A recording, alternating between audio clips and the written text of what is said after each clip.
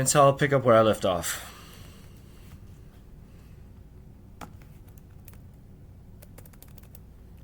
I arise around 8 a.m. as the sun begins to take dominion over the atmospheric sincere.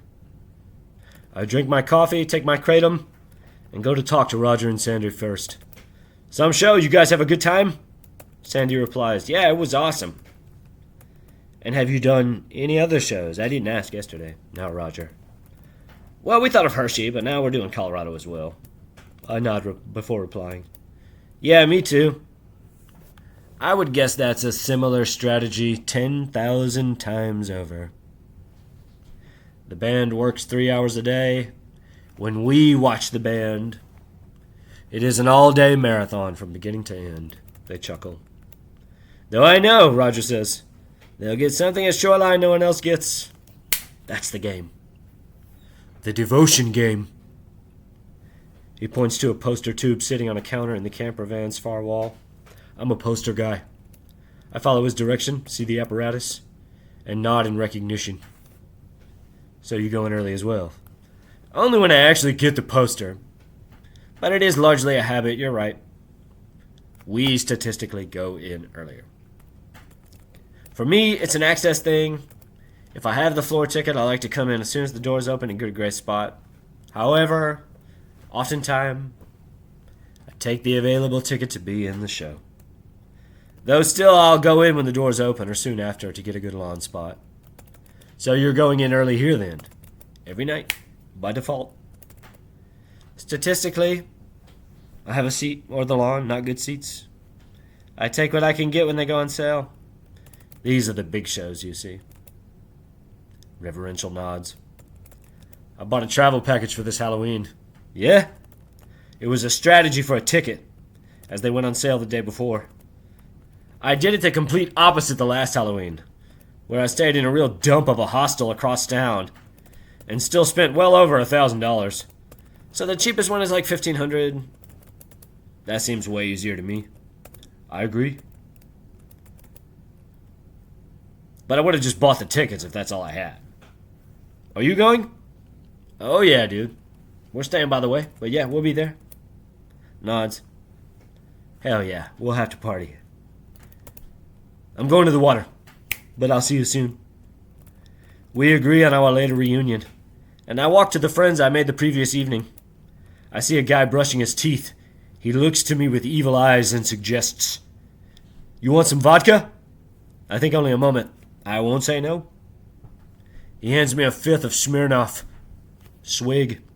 Return. Thanks. He drinks a little as well. Tips the bottle up in the air and offers a facial gesture of revelry. A stone-drunk look of revelry. I arrive where I was the previous evening, and Caleb offers me a seat, which I take. We're getting ready now. Did you sleep? Bah! Humbug. You? He laughs. You said it. We all climbed into the vehicle, 5 people, a Toyota 4Runner. The drive is only 5 minutes. We are one vehicle of many coming to the river. The Columbia River. Across the water, posh waterfront properties. It is suggested some people rent those houses for exorbitant fees and party like bosses. We park on a hill. I walk with this lady, a tall, pretty mountain girl. Name of Fiona. Cressy Butte is cool. Have you been living there long? She nods and looks to me. I grew up around there, but yeah, several years. Where are you from? Saturn. She smiles.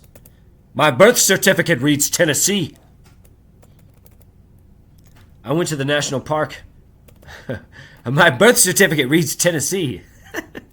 Her eyes go wider and look at me. Only a second. I went to the national park in Texas earlier this year. Yeah? Big Bend on the Rio Grande. 3 hours east of El Paso on the border. The river was so narrow you could almost jump across it. She nods as we continue walking towards the water. Cool. I rafted down the Rio Grande once years ago. Cool. We found a migrant trying to cross illegally who got lost in the wilderness. Now my eyes go wide. Oh, whoa. What happened? He saw us coming from afar and flagged us down. We couldn't do anything. We turned him in. Gave him water? Yeah. What can you do? The shore of the river is bulky rocks, obtuse and uncomfortable. The river is icy cold at first, and a savage juxtaposition between the arid, scorching air. The water is murky, opaque, deep from only a few feet in, and has a current that will certainly carry you away if someone should find themselves lacking in vigilance. Hours spent between basking on the rocks like lizards to dry and leaping into the water again for reprieve from the sun's indifference. Endless jokes, sarcasm, camaraderie, common love and mutual desire for the bettering of us all. There are lots of other people beside us all around, endless chains of groups of friends, enjoying nature's bounty. Neurochemically, as far as the collective. The psychic fabric weaving all creation together. These instances impinge great waves of healing magnetic effluvia throughout the earth. Tens of thousands of people overall I should say, radiating out positive energy through force energy.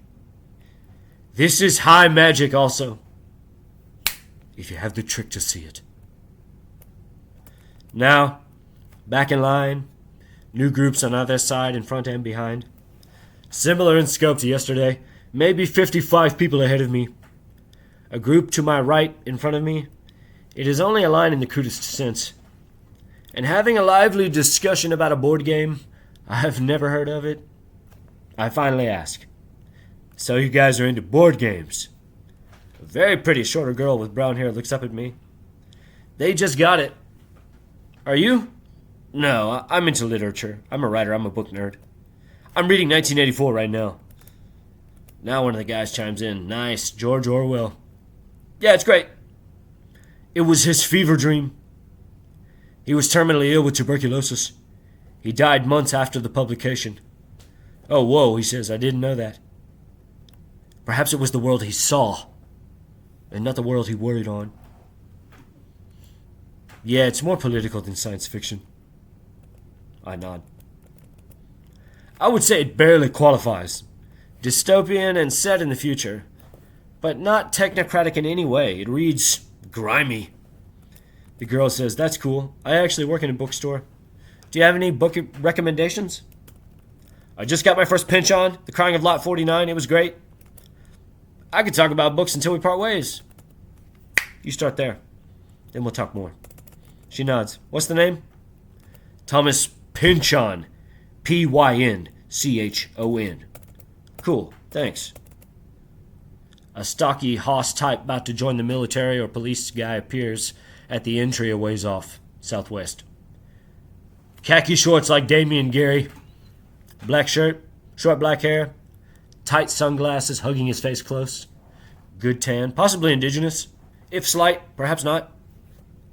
He wields a megaphone with his left hand. "If you have a wristband, please get in line to my right. Again, if you have a wristband, please come up now for early access." People from either side of me distill themselves through the masses and get into the new line. Again, as before, and to come, I am now at the front of the line. Almost, I mean. Less than 15 people now are ahead of me. Getting through security is a shuffling left as you come in with 8 gates spread out wide. Once inside the venue, it is a slight ascent leading to a courtyard or pavilion with entrances and exits on either side, north and south. South leading back to the entrance, north towards Canada, descending into the venue. The courtyard is flush with vendors as 2 semicircle arcs on either side of the pathway. A hodgepodge of food and memorabilia. A table is set up for the Water Wheel Foundation, and next to them, on the east half of the courtyard, another table with balloons. Yellow balloons floating tight against the table. It is the sober group who attend all of the shows as well. I have struggled in years past with drugs, and surely my psychic eye is more curse than blessing. But now I'm cool. I respect drugs and just have fun. I guess on some level I feel that sobriety becomes its own shackle enslaving you. Spirit, matter, man. The brain is not the mind. Mind is not the brain. Reductionist, materialistic science will categorize and deconstruct things to their essential pieces as best as it is able to. And I admit that perhaps neurochemistry, genetic predispositions, familial influences, nature and nurture, all of these things can engender the predilection towards abuse. As it has been stated 1,000 times by sages of all ages, free will is necessary and absolute. And neural pathways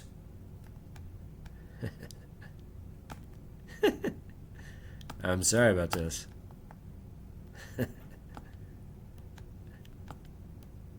Fucking Google. Google fucked me. Okay, it's fine.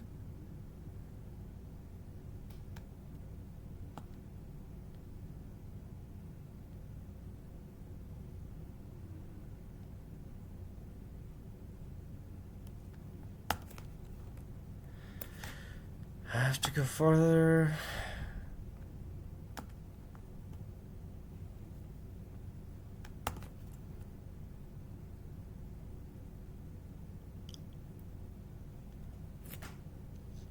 Sorry, Google is doing bullshit to me. This is bullshit. Not 97. It needs to be like...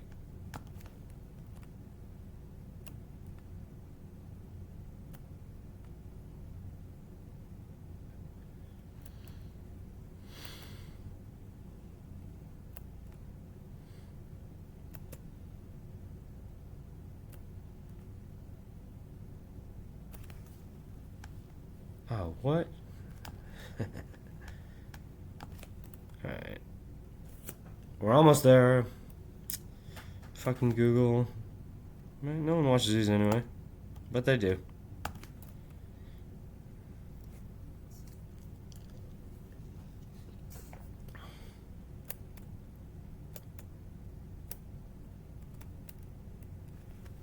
I have struggled in years past with drugs. And surely my psychic eye is more cursed than blessing, but now I'm cool. I respect drugs and just have fun. I guess on some level I feel that sobriety becomes its own shackle enslaving you. Spirit, matter, man. The brain is not the mind. Mind is not the brain. Reductionist, materialistic science will categorize and deconstruct things to their essential pieces as best as it is able to. And I admit that perhaps neurochemistry, genetic predispositions, familial influences, nature and nurture, all of these things can engender the predilection towards abuse. But if, as it has been stated 1,000 times by sages of all ages, free will is necessary and absolute, and neural pathways can be reconstructed and altered by new thinking patterns, by Socratic indifference, a lot of these things become excuses. Perhaps there is no free will. Perhaps life is a pure accident of motion. Somewhere, somehow, a divine zephyr emerged. Thereafter a cascading domino avalanche leading to now, with death emerging only after space ran out of volume to continue growing, the whole of creation becoming one giant static electron, whose plasticity was reduced to zero by occupying all of space. And by virtue of accidental happenstance, the Goldilocks zone we see ourselves in now emerged purely out of the chaos of nihilism. This is a lazy answer intellectually, which in fact strips the imagination of all its dignity.